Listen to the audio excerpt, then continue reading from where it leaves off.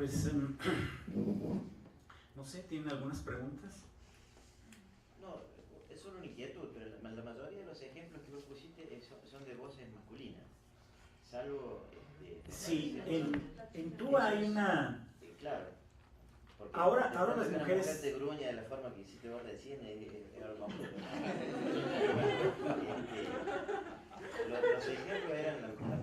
No es común hallar mujeres cantantes, porque en tuba había una superstición de que si las mujeres cantaban, canto armónico, se quedaban estériles. ¿Sí? Sí, pero ahora las mujeres están cantando en tuba, sí, y hay cantantes muy famosas. Claro. Por aquí traía una pieza... Luego, desacralizadamente, pero hace unos años, un cantante que había en un coro donde yo justamente estaba trabajando, cómo se ha apropiado esto de otros géneros. Hay un músico americano que hace jazz, que incorporó Bela Fleck, se llama. Ah, sí, sí. Incorporó, viste, en su música a un cantante. Sí, una vez incorporó a un grupo de Y cantantes. después este amigo me dio un CD sobre de rock mongol. Sí, Yatka. Entonces, claro, veo que se han apropiado ya otros géneros No, sí, sí. de esta práctica, lo cual Sí. me parece muy estimulante, o sea, muy interesante, ¿no? Sí. Pero bueno, siempre voces masculinas, sí. Tal vez puede ser también por una cuestión vocal, en el sentido de que las voces graves, o sea, vos partís un grave, como que salen los armónicos más fácilmente. Por ejemplo, el tema del falsete, claro, yo no lo quiero relacionar con la cuestión occidental, ¿no? Pero se da mucho más fácilmente en voces masculinas que en voces femeninas. Sí. A lo mejor... Sí, bueno, claro, el canto gutural, Sí. como se hace en Mongolia, claro que sí parece que es un poco más difícil para una mujer lograrlo. Claro. Pero digamos que con las técnicas de canto armónico occidentales, yo en mis grupos, todas las mujeres siempre han hecho armónicos. Bien. ¿Sí? Pero es un canto muy suave, ¿no? Es más aquí en esta área. Claro. No resuena tanto desde abajo, ¿sí? A mí me viene a la cabeza Ima Sumá, la cantante. No, bueno, era una maravilla. Ella, por ejemplo, hacía canto armónico, me refiero sin la intención de tener una voz extraordinaria y un rango de voz extraordinario, muy bueno. ¿Quién era? Ima Sumac, peruana. Desgraciadamente sus arreglos musicales no eran muy... Apreciados. No, sí, eran terribles, porque digamos que era música norteamericana cantada por una peruana y a veces tenía momentos de mucha lucidez, digo yo, que se podía deshacer del horror de la orquesta americana, ¿verdad? Pero sí era una cantante maravillosa. ¿Y ayuda a cantar con el micrófono, escucharte mejor amplificado para ir buscando como nuevos sonidos? Yo siempre prefiero trabajar sin micrófono. Sin micrófono. Claro, con micrófono puedo trabajar a volúmenes muy bajitos. Sí. Y sí es muy interesante, pero yo prefiero hacerlo natural. También otra manera de trabajar muy bien esto es tapándose los oídos con tapones. Sí. Entonces el sonido adquiere otra dimensión y es muy interiorizada la experiencia, muy interiorizada. Sí. Sí, es muy padre trabajar con tapones. Ah. Y tal vez en espacios amplios, porque, ¿no? Tal vez Bueno, si quieren tener una aventura realmente extraordinaria en su vida, vayan al convento de Huitzeo, es un convento agustino, y tiene una sala con una de las acústicas más increíbles que pueden llegar a vivir. Estos monjes, ese convento fue construido creo en 1500, algo así, 1400 tantos, y es una experiencia maravillosa cantar ahí. Hacer cualquier sonido, no importa. Pueden hacer y se oye una cosa divina. Sí. Okay, a ver. Los espacios.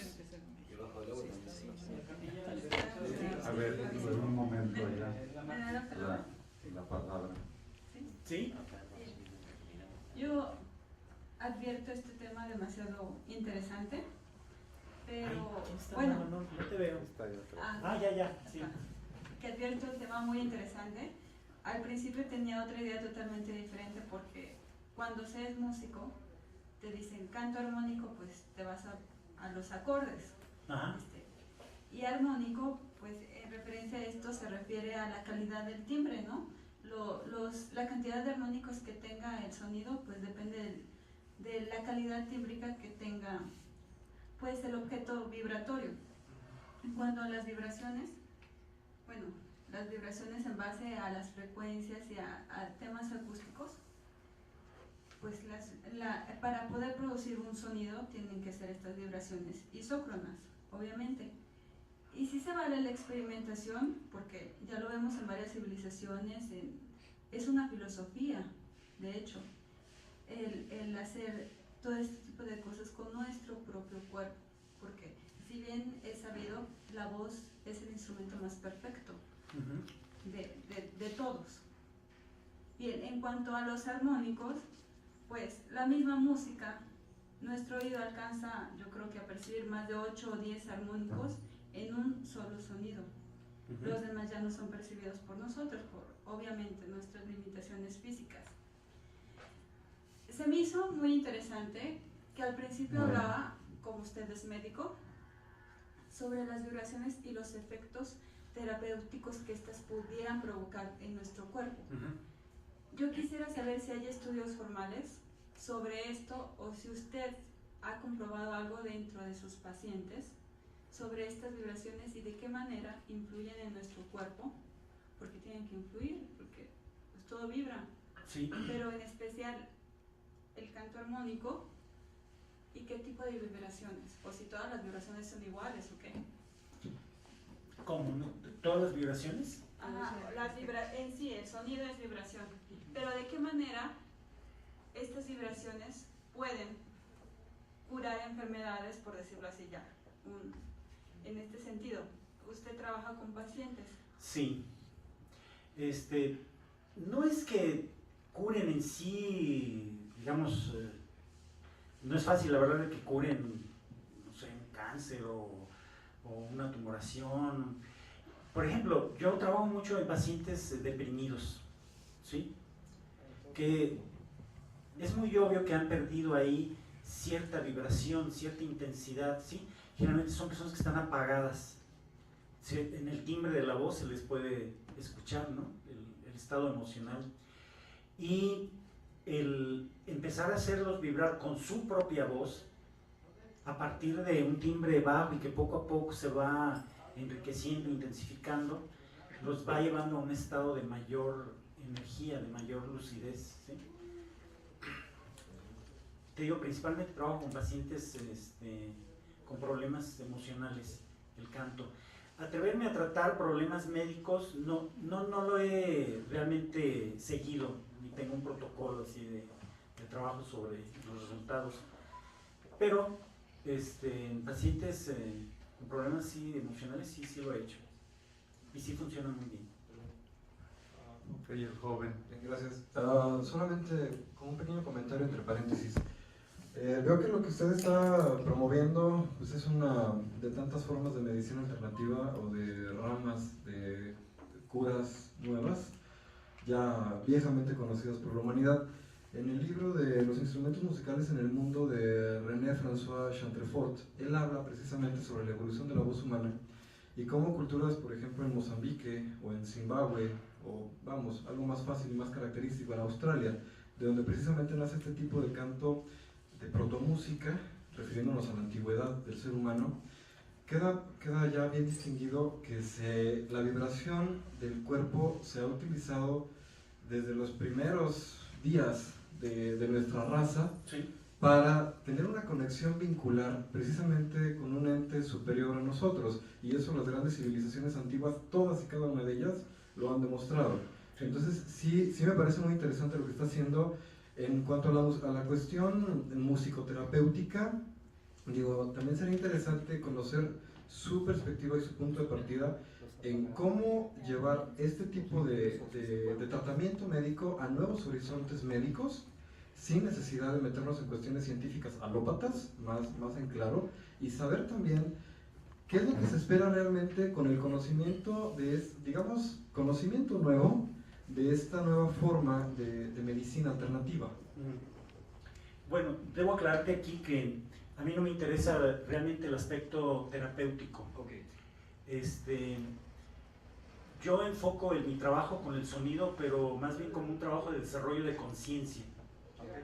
Sí, en el método Feldenkrais trabajamos para desarrollar la conciencia y puede servir para algunos padecimientos, ¿sí? Problemas de columna, de dislexia, muchísimas cosas se puede utilizar el método Feldenkrais, pero no es una terapia, ¿sí? O sea, nunca me he enfocado desde el punto de vista así de la enfermedad realmente con el trabajo del sonido, ¿sí? Sino más bien como un trabajo de desarrollo de conciencia y de autoobservación, que eso va llevando a una mejoría en tu salud, ¿sí? Pero la intención no es la enfermedad. Sería algo así como el título de Oliver Sacks, el de musicoterapia, donde los pacientes que pierden la memoria por Alzheimer o por algún otro padecimiento neuronal, lo que más recuerdan, y esto queda comprobadísimo en su libro, de este título de musicoterapia, donde él dice, es impresionante que una señora de 75 años, que perdió la memoria hace 20 años o 25 años, lo que mejor recuerda es una canción que escuchó a los 7 u 8 años de edad. Es más o menos por ahí el estilo, de generar esta conciencia, como usted lo dice, y de tener una mejor calidad de vida, ¿no? Partiendo desde acá, desde el consciente. Sí, de la conciencia, claro. Gracias.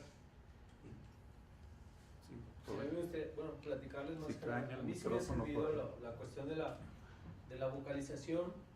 En mi caso soy una escucha de monerías en cuestión de enfermedades. Soy asmático y incluso tengo sinusitis. Un diagnóstico que me dieron hace mucho es de que no me podía controlar, o me controlan el asma o la sinusitis, porque al controlarme una o operarme de la sinusitis se me puede desencadenar la otra por la cuestión de la respiración y todo eso. Esto de la vocalización todas las mañanas a mí me ha servido bastante, tanto como los ejercicios de Alex como los del doctor Javier. Todas las mañanas vocalizar a mí me ha servido para toda esta parte de aquí, que es donde se junta toda la mucosa. A lo mejor no lo van a sentir en un principio, pero después van a sentir las flemas que se les empiezan a despegar poco a poco. Y bueno, mi voz ha cambiado muchísimo. Antes no se me entendía casi lo que hablaba y se me ha hecho bastante sano. A mí me ha servido mucho la vocalización todas las mañanas, no tomar nada frío, eso es importante. Y aparte, para mis crisis de asma, yo tengo unos 10 años que no me da una crisis de asma, gracias a la vocalización y a la música, ¿no? Influye mucho en los estados de ánimo, ¿no? Como dicen, cuando estás triste entiendes las canciones y cuando estás alegre solamente las escuchas, ¿no? El meditar o el usar estos ejercicios son muy prácticos. A lo mejor yo no los utilizaba en este orden de las vocales como nos mencionó, pero me ha servido mucho para relajarme y tomar las cosas de otra manera, ponerlas de otra manera, cualquier situación, meditar en el carro, ya no tanto la música clásica, sino hacer uno mismo su meditación en el carro, sirve bastante y en mi caso a mí me ha servido para mi sinusitis y mi asma. Es muy interesante lo de la meditación en el carro o hacer sonido en el carro. Cuando se empieza a hacer canto armónico, el refrigerador deja de ser a veces una pesadilla si uno le pone cierta atención. Porque todo realmente en el universo genera armónicos, ¿sí? Y ocasionalmente es interesante ponerse a observar los armónicos que hace el refrigerador. O el carro, esta constante del motor, ese sonido, puede dar una buena base para empezar a generar sonidos por encima del motor, ¿sí? Entonces sí es muy interesante hacer eso en el carro. Nomás no vayan a entrar a un estado de éxtasis así que los deje del volante. Pero sí, yo me divierto mucho haciendo armónicos en el carro. No sé si quedó claro esto de la medicina. Yo, a pesar de que soy médico, considero a veces la medicina como una cierta maldición, ¿verdad? En el sentido de que lo orienta mucho a uno a la enfermedad y no a la salud, ¿sí? Al síntoma. Es algo realmente terrible la medicina. Mi trabajo con el método Feldenkrais sí me ha dado realmente pues mucha apertura, mucha conciencia de que más que concentrarse en acabar con síntomas, hay que aprender nuevas maneras de organizarse para la acción, ¿sí? Y eso lo brinda con muchísimo detalle el método Feldenkrais. De hecho, yo lo aplico a mis cursos de canto armónico, porque casi nadie sabe respirar, por ejemplo, y el método Feldenkrais da pautas muy, muy detalladas, clases muy detalladas de cómo ir organizando y recuperando la respiración, ¿sí? Algo que perdimos y que teníamos desde niños, ¿verdad? Pero que a través de la educación se va perdiendo, y así en general la educación va acabando con el individuo. No hagas esto, no te sientas así, las mujeres cierren las piernas, ¿verdad? Siéntense derechitas, párense derechitas, toda una serie de atrocidades, ¿verdad? Que van acabando con la funcionalidad del movimiento. Y claro que a través del sonido pues es movimiento, yo también lo observo desde ese punto de vista y lo integro a mis cursos de canto armónico. No solo pues la cuestión tradicional de la vocalización, sino cómo organizarse para hacer el sonido, eso es muy importante. Y para los músicos también es muy importante el método. De hecho, mis primeras clases yo las tomé con el maestro Luis Jiménez Caballero, fue un director aquí en México, muy buen director, y él fue alumno de Moshe Feldenkrais en Salzburgo, cuando estudió dirección de orquesta. Entonces me pude dar cuenta de lo importante que es para un músico afinar su propio cuerpo, porque el músico a veces está obsesionado con afinar el violín y eso, pero está todo adolorido de un hombro, le duele la espalda, o tocan sentados acá en mi respaldo, ¿verdad? Entonces hay hábitos terribles en los músicos que no les permite estar totalmente integrados con su instrumento o consigo mismos, ¿verdad? Si son cantantes. Entonces el método da mucha facilidad para la organización, para la acción. De eso se trata el método. Ok. Creo en este momento también hay que destacarlo, está presente Gustavo Peralta y procedería si tuvieran alguna pregunta para él, además de las preguntas que le pudieran hacer a Javier, porque estamos ya prácticamente y sin intermedio entramos en la etapa de preguntas y respuestas. Entonces si hay alguna, sería interesantísimo que estuviera Alex Yen para que se confrontaran, diríamos, los dos métodos y las dos técnicas, la técnica esta que le sirvió a la cantante para recuperar su voz con las propuestas, ¿no? Me imagino, yo siento que hay algunas cosas que no checan muy bien, en este se esfuerza mucho la garganta, en el otro aparentemente no, pero yo no sé de música, así que lo podrían haber aclarado. Vamos a continuar entonces con las preguntas, disponemos todavía como de 20-25 minutos, el tiempo que ustedes quieran, y les cedemos la palabra aquí al compañero. Sí, nada más un comentario y una pregunta ahorita que regrese Javier. Respecto a esto de la terapia, es un tema muy interesante y pues a lo mejor se ha abordado de manera tanto científica, sobre todo empírica, ¿no? Últimamente. Hay estudios muy interesantes en donde pues se ve qué es lo que pasa cuando escuchamos música, ¿no? Se ha comprobado que el cerebro es tan grande que cuando yo estoy escuchando música, que esa música tiene pues un impulso, un determinado tipo de compás, el cerebro busca equiparar los latidos de mi corazón y mis impulsos cerebrales con ese compás. Es por eso, por lo famoso el efecto Mozart, y esto que se dice que el 60 impulsos por minuto es el grado de frecuencia cardíaca donde yo estoy más descansado, por lo tanto mayor disposición para el aprendizaje. De igual manera las ondas cerebrales es cuando están menos tensas. Es por eso que si yo escucho una canción, bueno, más bien antes debo decir, si yo trato de medir mis latidos del corazón, definitivamente soy binario, es dos tiempos, ¿no? Entonces, ¿qué quiere decir? Cuando escucho una canción binaria, entonces logro este objetivo. ¿Qué pasa cuando yo escucho algo ternario, algo de tres tiempos? Mi cerebro comienza a luchar a equiparar a mis frecuencias, mis impulsos a ese compás y no puede. Llega un momento que se cansa de luchar y literalmente baja el switch y nos da sueño. Las canciones de cuna son ternarias, porque realmente dan sueño. Esto, ¿por qué va? Es un principio fundamental de la musicoterapia, para poderlo utilizar a lo mejor en este momento estamos hablando de una herramienta de apoyo para el aprendizaje o la concentración, etc. De la musicoterapia recientemente se desprende el cantoterapia, que es a lo que va esto, ¿no? El cantoterapia, un principio fundamental que tiene es que al yo cantar, que es lo que estuvimos haciendo en este momento, esas vibraciones que emite mi voz, está dándole masajes al cerebro. Esto ayuda a la neuroplasticidad. Entonces, en el sentido en que más se han logrado resultados y que sea más efectivo es cuando se han tenido lesiones cerebrales. Cuando ciertas dendritas de mis neuronas dejan de tener conexión, entonces el cerebro busca la manera de volver a hacer nuevas conexiones. Definitivamente la lesión no se puede curar, por decirlo de una manera, pero sí puede el cerebro lograr estas nuevas conexiones. Entonces, en ese sentido es por el que ha ayudado muchísimo el cantoterapia. Ahora mi pregunta va por qué lado va. El hecho de estar haciendo esto, quiero yo entender que va por ahí, ¿no? De que estas vibraciones me están ayudando a encontrar yo mi armonía, a que mi cerebro esté en un estado óptimo, de desarrollo, de tranquilidad.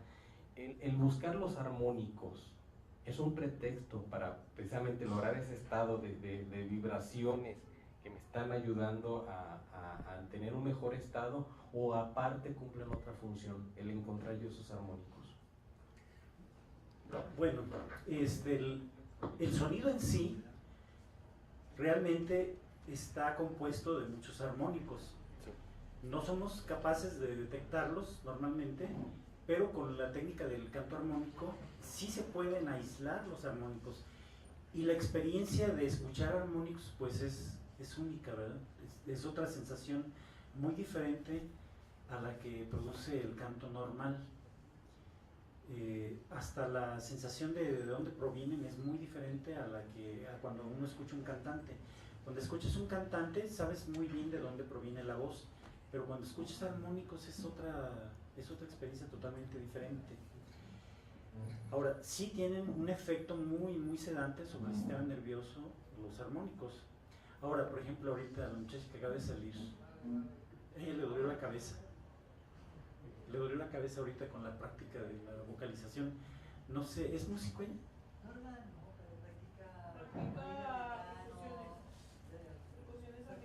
Ah, ya. Bueno, algo le pasó, ¿verdad? Que le dolió la cabeza.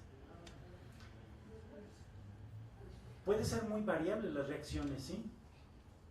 No tiene que ser siempre una experiencia extática o bella. Puede haber experiencias, pues, también difíciles, ¿sí? Es que es curioso, perdón, experiencias que yo he vivido, que he observado, es cuando una persona no está muy acostumbrada a cantar o a respirar. Entonces, ¿qué tiene? Tiene una sobreoxigenación que a veces se traduce con dolores de cabeza o a veces mareos.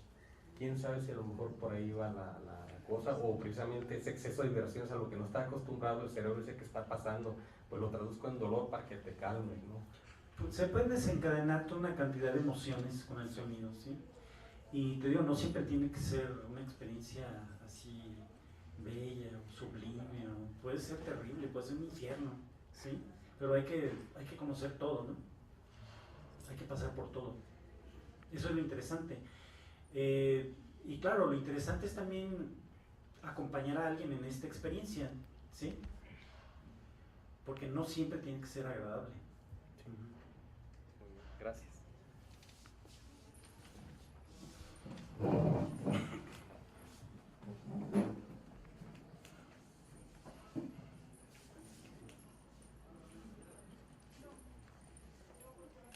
ahora que dices esto de acompañar, estaba pensando yo, como en el fondo de mi mente, en varias cosas al mismo tiempo. El acompañar a alguien, ¿qué pasa? No solamente es el hacerlo, pero el acompañar, y lo que ustedes decías de a lo mejor a la pareja no le gusta esto, ¿no? Pero que tal que se acompañan y se escuchan. Pero al mismo tiempo es este asunto del baile, ¿no? Del tango. cómo a lo mejor el tango, ese tipo de baile de agarre, como decías tú, de moverse, como lo vimos ahí, ¿no? Eso es casi estar trenzado. ¿Qué tanto podría facilitar más o menos que el canto? Porque es algo como mucho más evidente. A lo mejor tiene que ver más con el Feldenkrais, no sé, claro, no sé. Esto de ponerse tiempo, como lo decías creo que al principio, ¿no? Ya no supe si eras tú o era Alice. De ponerse tiempo, como de afinarse. Que es el sentido en que Dalcroze también usa esto de afinarse, el poner el cuerpo a tiempo, ¿no? No sé si esta combinación de movimiento o canto que tiene el tango pudiera funcionar como esto que estamos descubriendo, ¿no?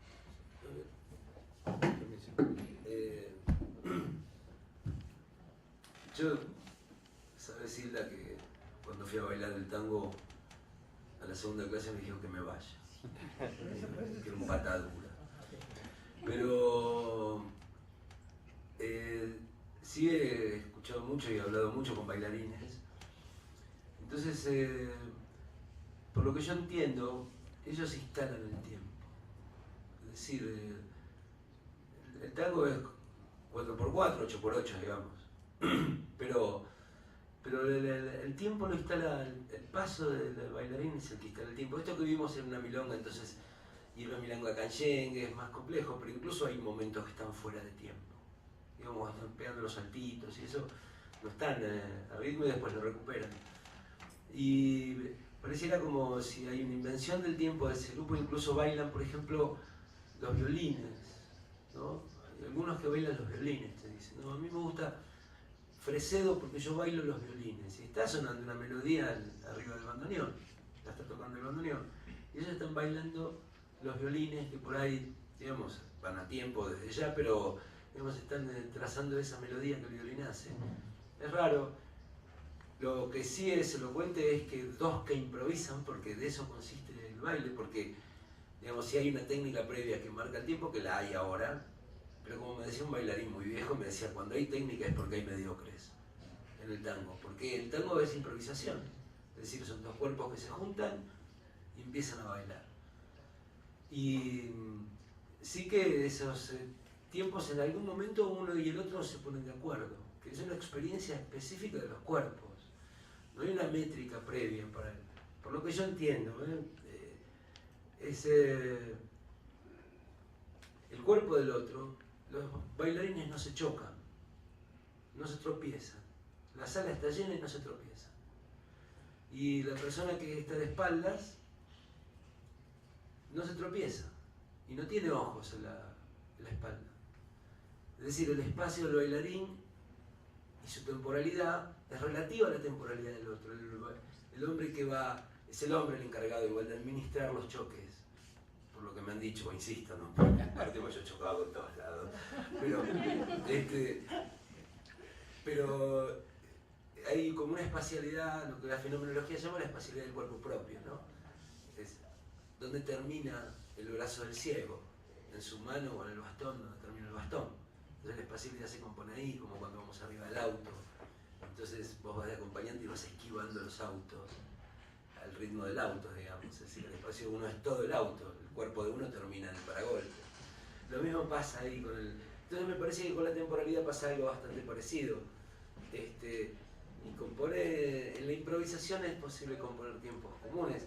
Yo le contaba a Claudio, hay un tango que se llama La Yumba, de un autor que se llama Osvaldo Pugliese, que tuvo una característica que es que su orquesta siempre fue cooperativa. Él era la figura, pero siempre fue cooperativa, e incluso en buena parte del funcionamiento de su orquesta cobraban más otros músicos que él. Siendo que si él se iba de la orquesta, los demás músicos iban a tener que salir a buscar trabajo. Y entonces hay un tango que se llama La Yumba porque responde a un tiempo, ¿viste? Donde hay una modificación en la acentuación de los tiempos, ¿no? Yumba, hay un arrastre, y eso salió de la misma orquesta. Es decir, estaban tocando y empezaron a hacer eso. Y no estaba escrito en la partitura. Y entonces, Yumba decían, y ¿no? ¿no? Y suena así, yo lo tengo, pero desenchufamos la máquina, así es, le tengo un incorde, pero uno lo escucha y eso es una creación colectiva, es realmente una creación colectiva. Por eso, y acá me pongo un poco más filosófico, la experiencia de los cuerpos bailando el tango son dos singularidades, no individualidades, son singulares. Singular quiere decir que el vínculo con el otro es el efecto de uno mismo. Entonces son dos que desean, que quieren, dispuestos a trazar sin saber qué tipo de recorrido, el mismo recorrido. No hay clausuras o egoísmos, digamos, hay encuentros. Entonces las orquestas en el tango son un poco eso. Ninguno deja de ser quien es, siendo todos juntos a la vez, haciendo un mismo sonido. Ese es el gran misterio que trajo Julio De Caro para el tango en 1926. Grandes músicos, sin perder eso que son, componiendo una totalidad. El misterio de ser de a uno y vivir con los otros. Eso es una orquesta y eso también es un poco el baile. Así que los tiempos me parece que están como definidos ahí. No sé, dije otra cosa. Pero bueno. Teníamos que encontrar a lo mejor los armónicos del movimiento para dejar de ser pataduras. Sí. Yo voy a tener que dormir mucho. Creo que desde acá, para Gustavo, ¿qué piensas? Bueno, la charla fue bastante ilustrante, para los que tenemos gusto por el tango, pero yo quisiera preguntarte, ¿qué piensas tú desde la investigación del tango, desde la perspectiva de la etnomusicología? Si conoces a Pelinsky, por ejemplo. Sí, lo conozco, me parece el libro del Tango Nómade, me parece uno de los mejores libros que hay. Conozco a García Brunelli también, que es alguien que ha hecho trabajos de la etnomusicología, que en la Argentina, Brunelli y bueno, Pelinsky han publicado libros en momentos en que sobre musicología del tango que no se publicaban desde hacía, no sé, 40 o 50 años. Desde Carlos Vega, que es un musicólogo muy importante, ¿no? Ahora, ellos trabajan como, digamos, van por otra línea desde ya y a mí me parece que son enormes los aportes que hacen en ese sentido. Es un trabajo teórico de una enorme conservación de lo que es el tango, por ejemplo, ¿no? A mí me parece que, por ejemplo, el texto de Pelinsky, el Tango Nómade, además tiene un fundamento filosófico deleuziano, porque Gilles Deleuze es quien habla del nomadismo y la desterritorialización, una serie de conceptos que utiliza Pelinsky en ese libro, en la introducción a ese libro, que es lo que él describe ahí como fundamento para el tango nómade. Y ahí hay una investigación que de otro modo se hubiese perdido. Yo creo que es rescate de patrimonio y es constitución de un saber, además, en una determinada época donde ese saber en muchos casos se pierde o se abandona. Yo defiendo mucho a los coleccionistas, por ejemplo, a pesar de ser tremendamente dogmáticos y horriblemente miserables, porque no, digo, en la Argentina hay coleccionistas que tienen verdaderas colecciones que no tiene el Estado, nación, lamentablemente, porque no les importa, porque no las compran, no sé. Y que eso, yo conozco a un coleccionista que tiene todo lo que tiene que ver con el tango político. Enorme cantidad de cosas que tiene. Pero por lo menos la concentra uno. De otro modo, estaría en Japón en este momento, en la vitrina de alguna casa japonesa, junto a un bandoneón AA que está durmiendo ahí el sueño de que en algún momento alguien lo toque, porque esto ocurre también. Somos, por lo menos en la Argentina, vende los bandoneones y los bandoneones se van. Y entonces se los llevan muchos japoneses, no es culpa de los japoneses, pero digamos ellos son muy fanáticos del tango. Y un bandoneón AA que se dejó de fabricar en el año 39, no se fabrica más, y además el zinc con el que están hechos los peines del bandoneón es un zinc muy particular, los del AA, que solo se encuentran ahí en la zona donde estaba Drácula, ahí en Rumania, por ahí, y quedan durmiendo los bandoneones. Entonces, digo, me parece que la etnomusicología en ese sentido rescata y analiza aspectos que de otro modo no estarían. La historia del tango está muy escrita por la pasión de los que les gusta el tango, y eso a la hora del análisis es un problema, porque cuando uno ama no es crítico, digamos. No, ¿viste? Si vos amás a alguien no vas a decir, bueno, ¿viste? Voy a pensar de otra manera, amás, te entregás. Por eso es tan difícil con los hijos muchas veces, porque uno no puede tener un espíritu crítico, es necesario desplazarse del amor para poder generar. Y si vos lees las historias de los tangos, están llenas de adjetivos. Extraordinario, excelente, esto y el otro. En cambio, cuando lees etnomusicología, está llena de análisis y de virtudes investigadoras que yo creo que son muy eficaces. Gracias. ¿A vos? Sí, ahí atrás, otra vez.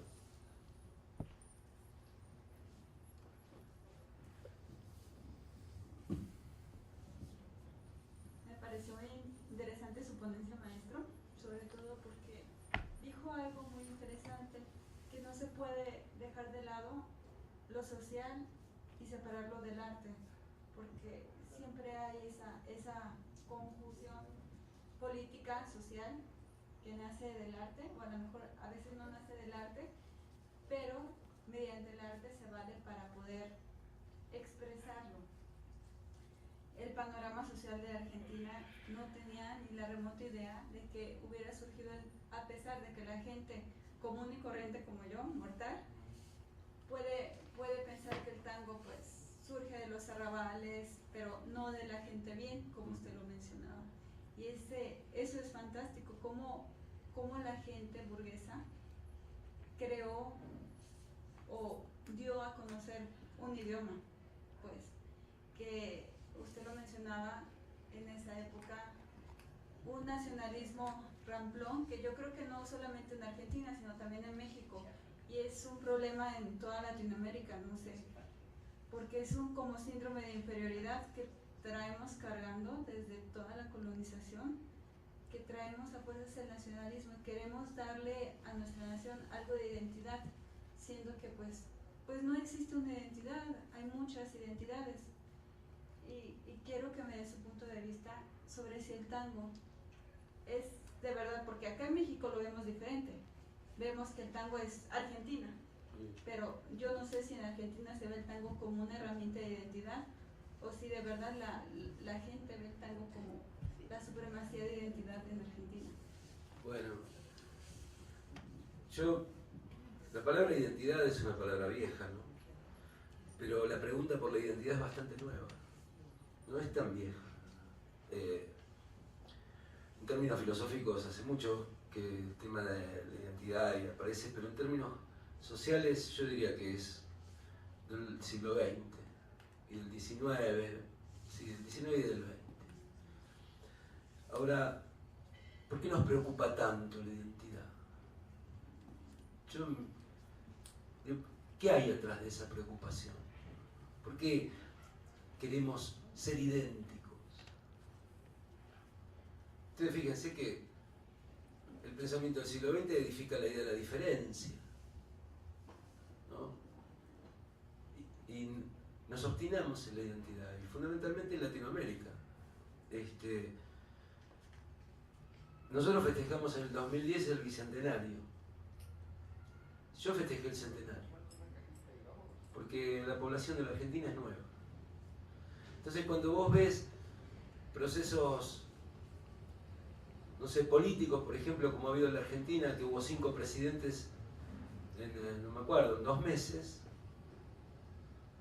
y nos parece un horror en la Argentina, y nos ponemos autocríticos, 5 presidentes, vos lees la historia de la Revolución Francesa, y en 30 años pasan de matar al rey a volver a poner un rey. Pero claro, pasó a fines del siglo XVIII y comienzos del XIX. Es decir, nosotros tenemos en Latinoamérica una historia muy reciente. Y cuando la historia no es reciente, como en el caso, digo muy reciente en el caso de Argentina por la cantidad de inmigración que llegó y que modificó todo, ¿no? Y el tango es un efecto de esa experiencia. Y en el caso de México, de Perú, por ejemplo, que son países con tradiciones mucho más fuertes,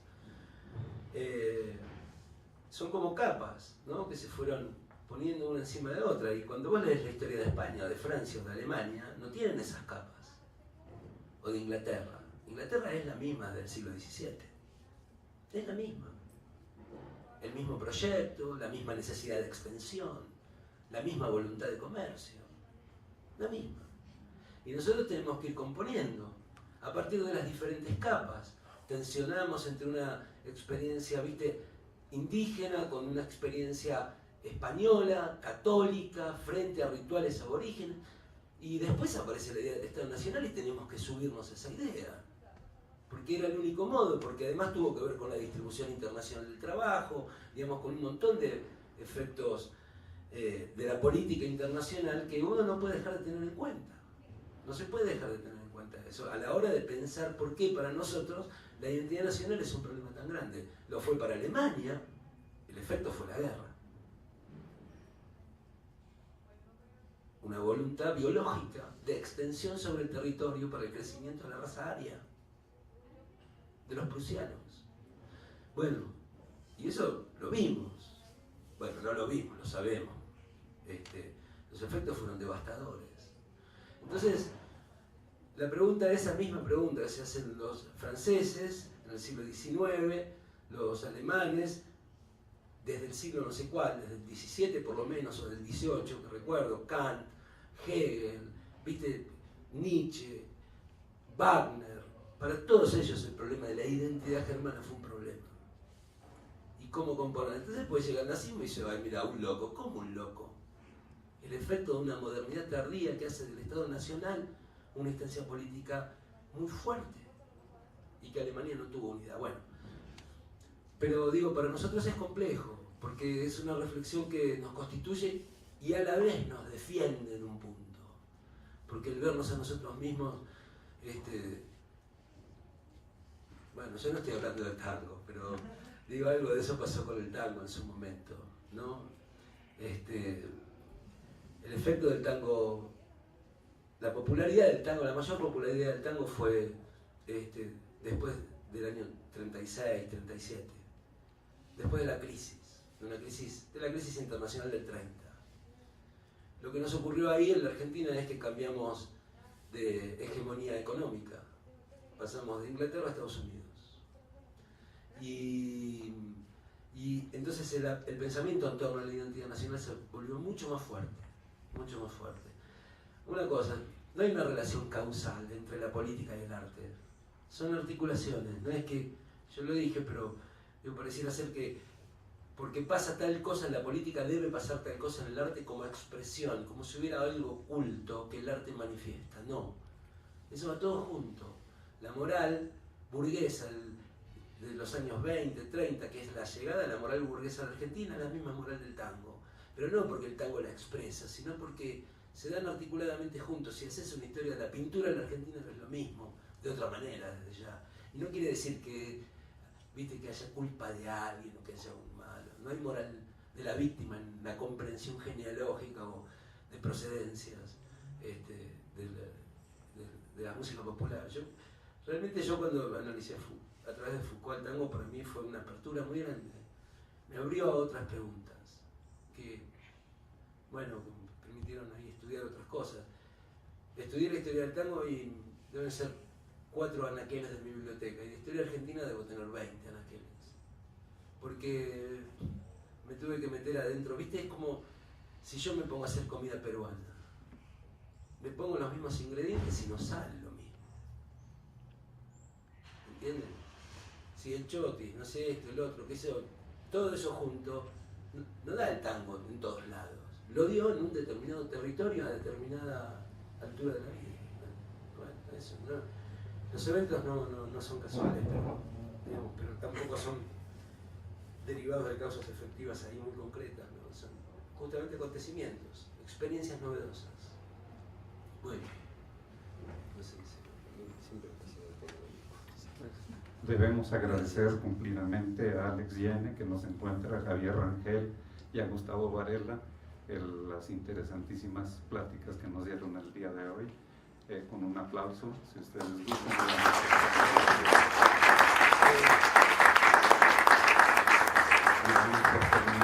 sesión de este día. Muchas gracias a todos. Gracias.